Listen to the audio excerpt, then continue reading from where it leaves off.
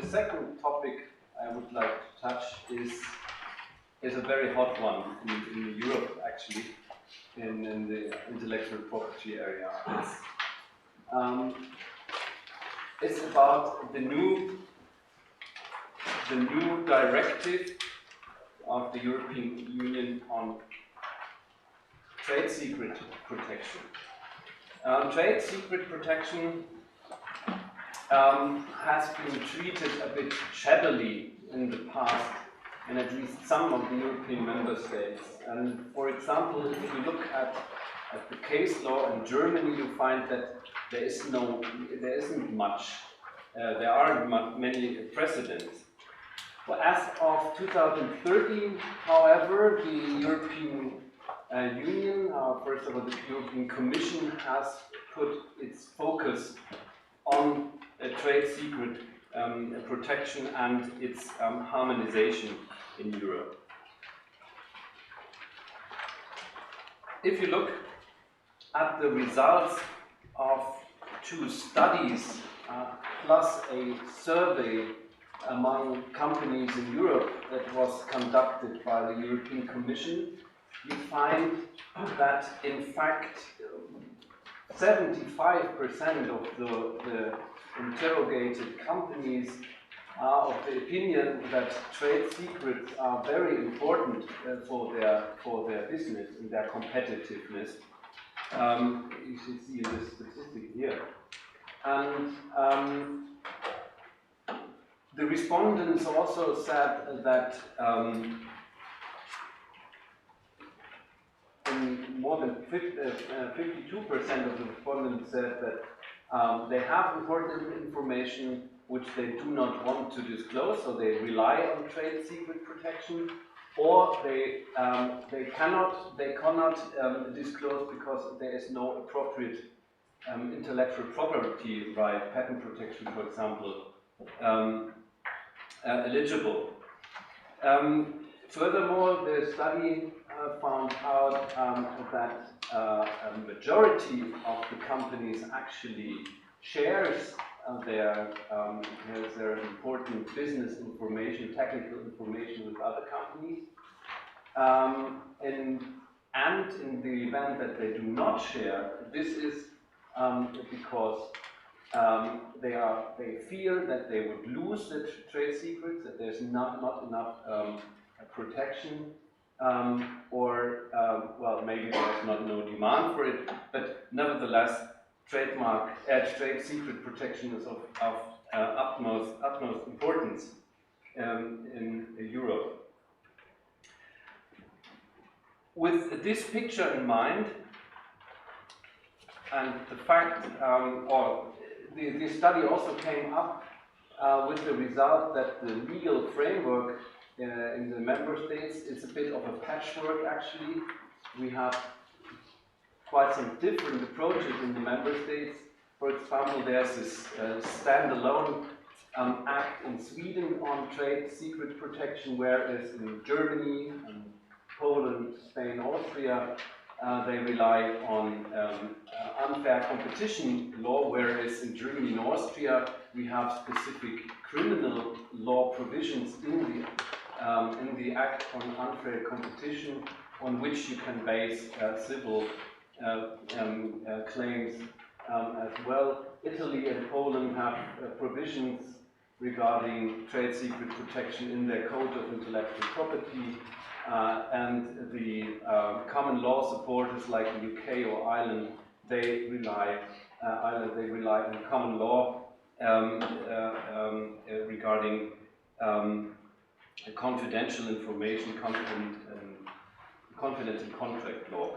So a bit of a patchwork.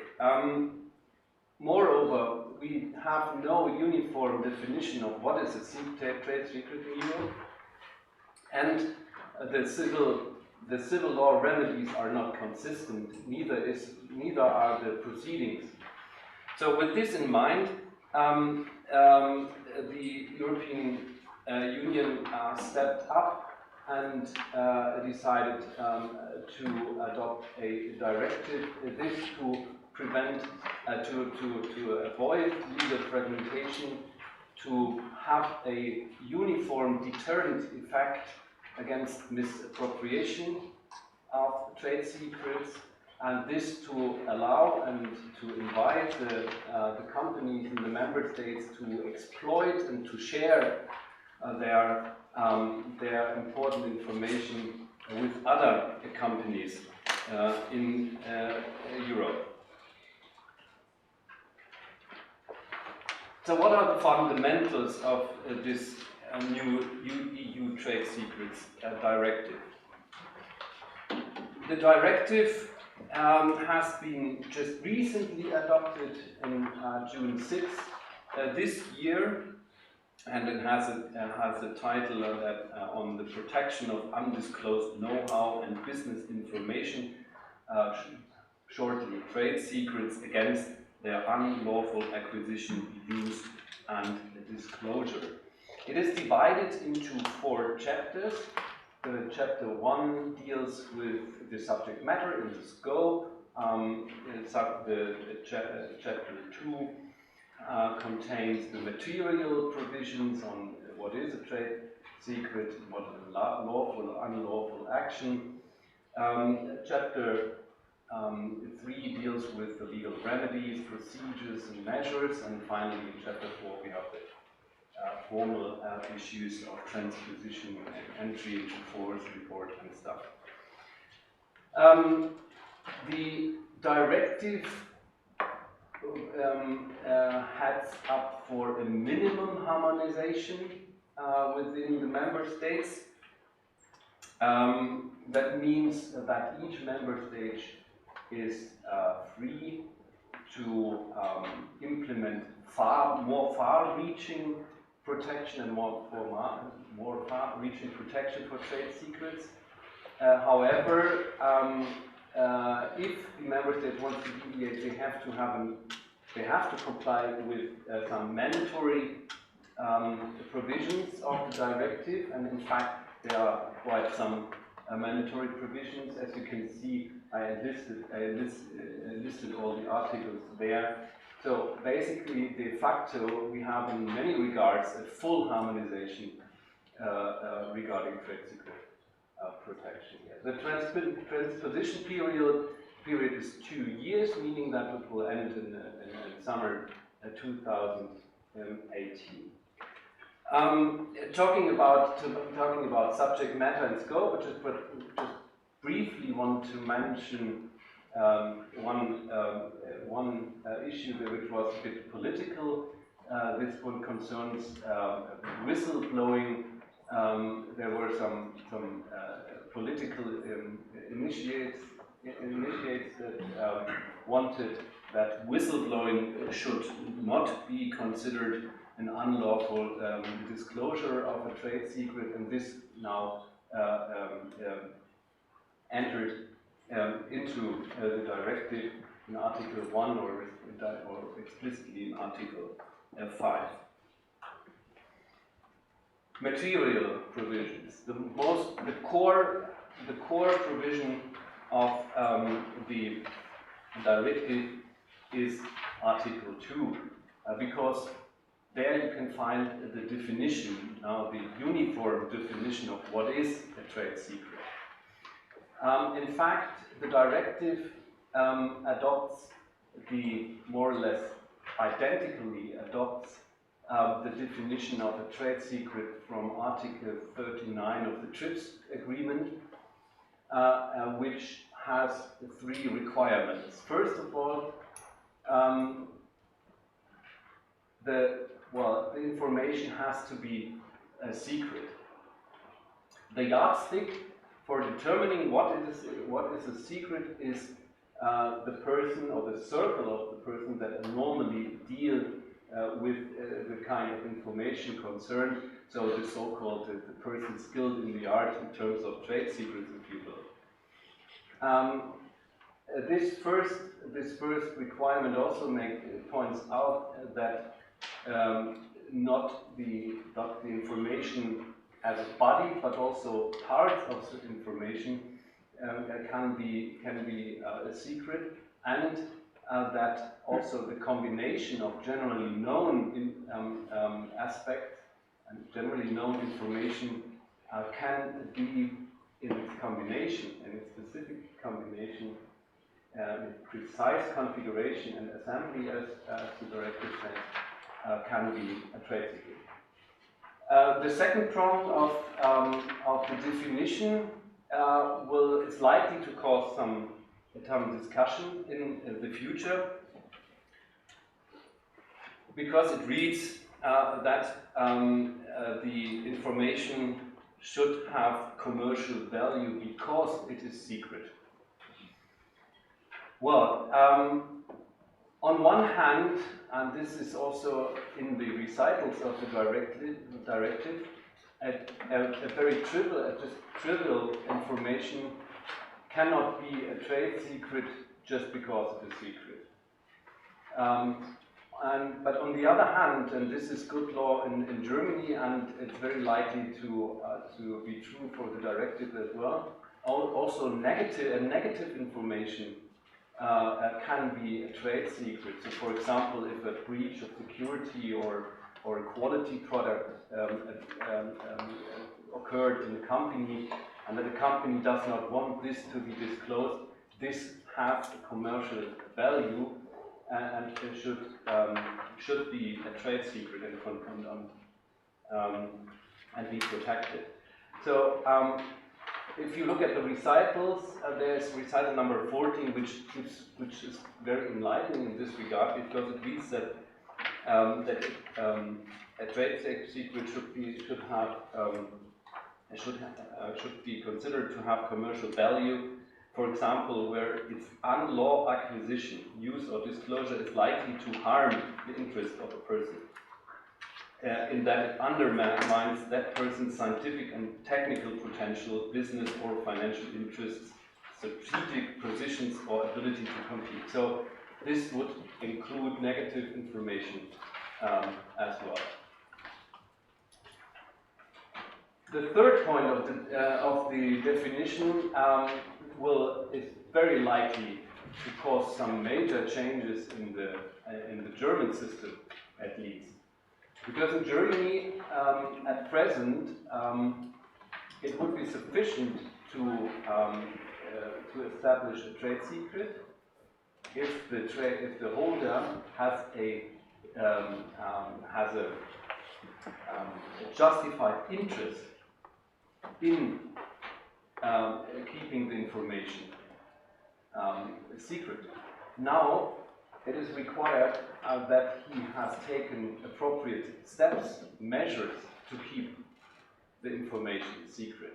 And this will lead to a change in terms of burden of proof and burden of allegation in Germany, because in Germany up to now it was sufficient that from the type of information it was assumed that this interest exists. If the information, if it becomes known, would deteriorate the interests of the company or would support the competitor, then it was deemed to be, the interest was assumed to be present. And now the secret holder will have to show that they implemented measures to keep the information secret. I will come back to this issue at the end of my presentation when I touch probably the possible measures that should be implemented.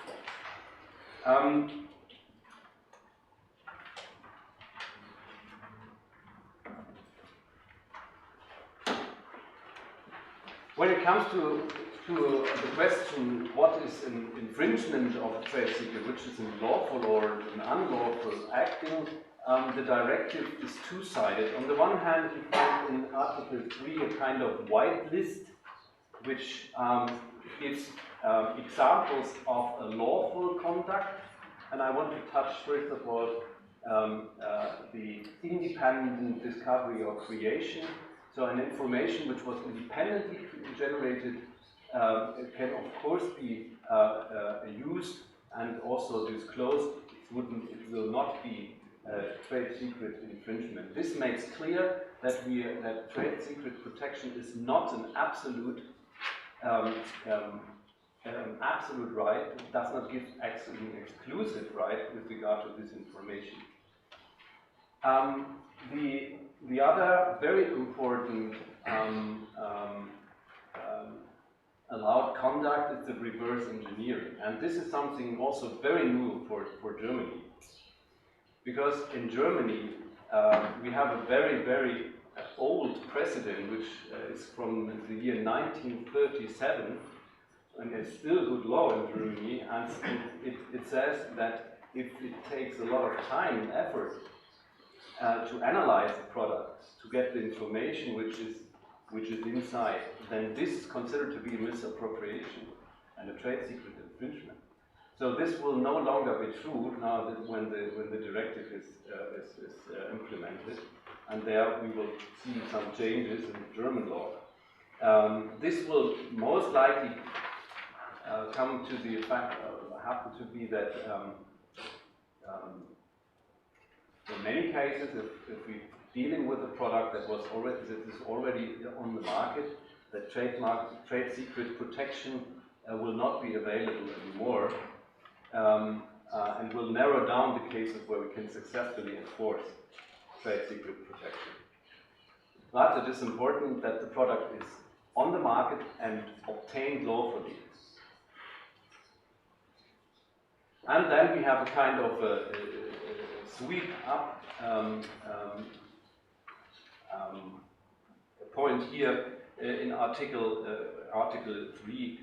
Any practice in conformity with honest commercial practice should be lawful. So this is then a way that you can find a decision on the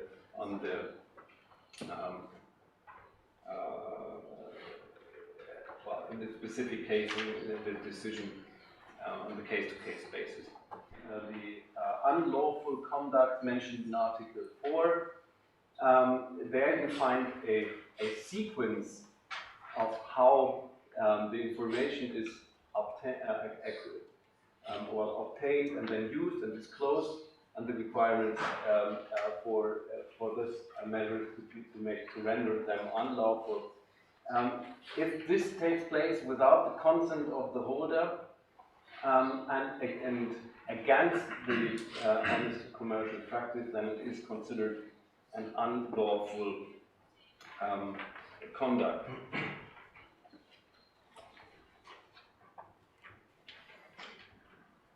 Article 6 and 7 contain some general provisions that have to be met.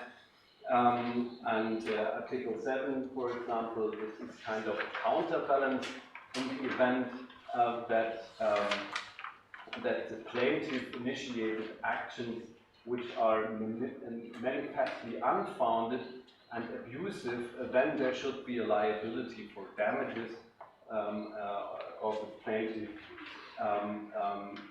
This is something which is in the German law as well, as long as it is an abusive matter. Otherwise, it would be a problem because in Germany there's a principle of privileged recourse to a legal action, even though it might be unfounded at the end of the day. Article 10 to 15 deal with the legal remedies and the measures.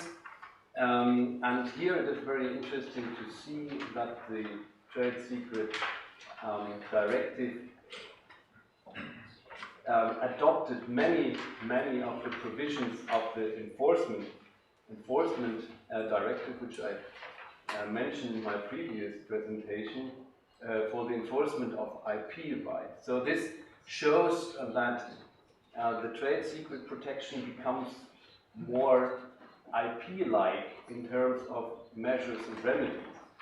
And what is very important at this point is that contrary to the actual system in Germany, that there's no intent or negligence needed anymore for an unlawful conduct, and thus for such legal remedies or measures.